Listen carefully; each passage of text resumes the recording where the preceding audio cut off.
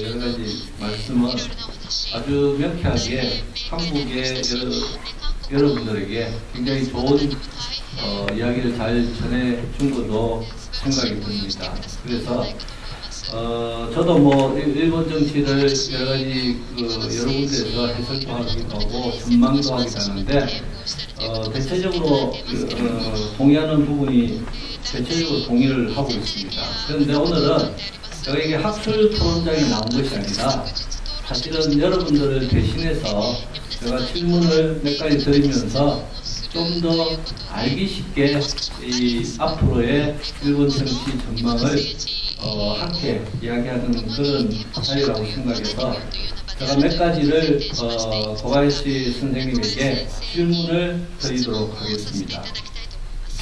우선 제일 먼저 이야기할 수 있는 것이 역시 자민당에 대한 불만이 두 가지로 고바야시 선생님께서 말씀을 하셨는데 격차 사회라는 것은 양극화죠.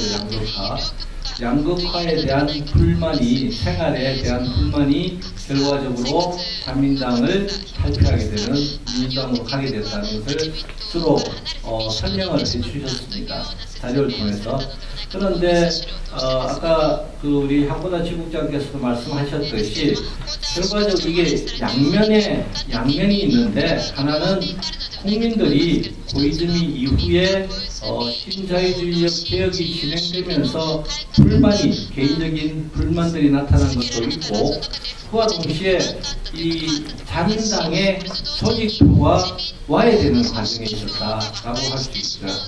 그래서 이게 이제 동시에 진행되고 있는 상황이라고 할 수 있는데 이 동시에 진행되는 상황 속에서 주로 이제 초점을 개인의 생활에 대한 불만에 주로 초점을 뒀는데 일본 정치사에 본다면 자민당의 붕괴라는 것은 역시 후원의 조직의 붕괴가 상당히 의미가 있다고 생각이 듭니다. 그래서 이 부분은 앞으로 그러면 자민당이 이 조직표가 앞으로도 계속적으로 붕괴된 이제는 의미가 없는 건지 그리고 이러한 것들이 앞으로 일본 정치사에서 어떠한 의미를 가지는지를 일단 첫 번째로 질문을 드리고 싶습니다. 그럼 두 번째로 우리가 사실은 여러분들도 마찬가지 저도 그렇지만은 앞으로 일본 정치라는 것은 어떤 형태로 진행될 것이냐가 상당히 중요한 질문 사항인데 양당제가 만약에 진행된다고 한다면 양당 정치라는 것이 진행된다고 한다면 보수 A, 그러니까 자민당과 보수 B라는 민주당이 어떤 모습의 대립축을 가질 것이냐, 이것도 하나의 중요한 포인트라고 생각이 됩니다. 이 점에서 경제정책의 차이는 아까 이야기했던 신자유주의의 찬성하는 그룹과 반대하는 그룹이 서로 모순적인 현상으로 민주당에 요구를 할 것이라고 이야기했는데 민주당은 앞으로도 계속 분배형으로 갈 것인지 그리고 외교정책에서는 자민당과의 역시 차별을 둘 것인데 자민당과 민주당이 양당 체제가 존재한다는 가정하에서 기본적으로 경제정책의 차이는 무엇이며 외교정책에 있어서는 차이는 어떤 차이를 서로 보수 양당이 가질 것이냐.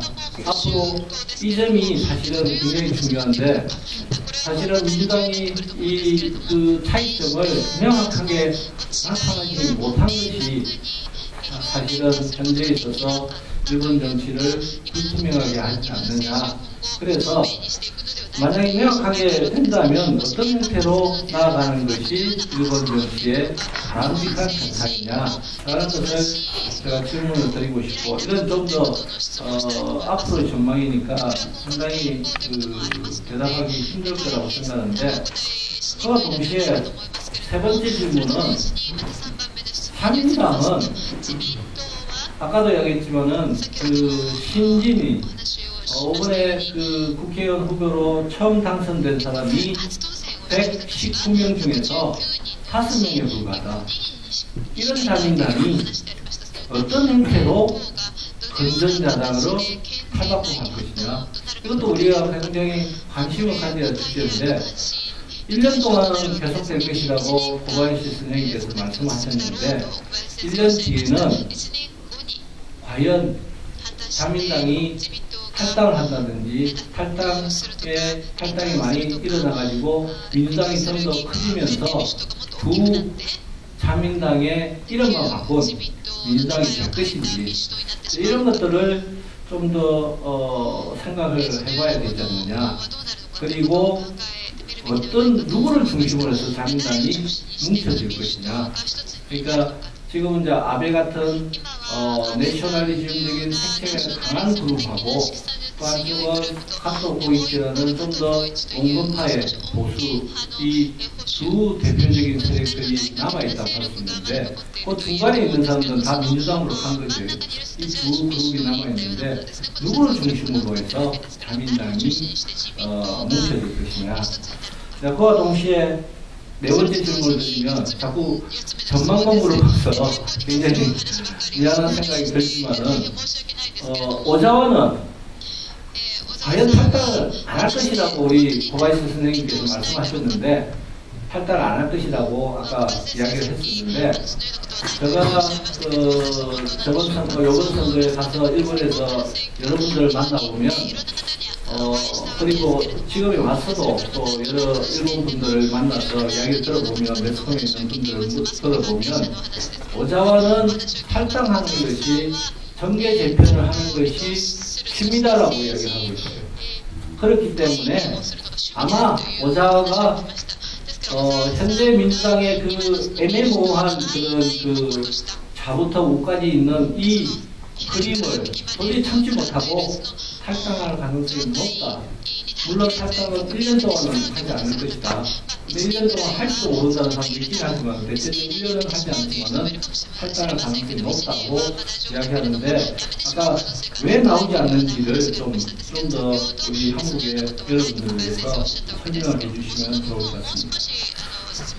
시간이 많이 흘러가면 한일 관계에 대해서 한 가지 말씀을 드리면 한일 관계에서는 상당히 좋아질 것이라고 말씀을 했는데 그 좋아질 것의 내용은 아마 하토야마 대표가 6월달에 왔을 때도 보면 과거사 문제에 대해서 좀 더 이전의 자민당과 달리 유연한 역사 인식을 가지고 있고 또 하나는 야스쿠니 참배를 하지 않겠다는 것을 명확하게 이야기한 것들이 우리한테 기대감을 가져준 것이라고 할 수 있는데 사실은 한국은 이제는 그런 말로의 서비스로는 이제는 기대를 가지고 있지 않는다. 행동이 필요하다. 행동이라는 것은 민주당의 매니페스토 2009의 인덱스 부분에 여러 가지 나와 있는 지방 참정권의 부여라든지 또는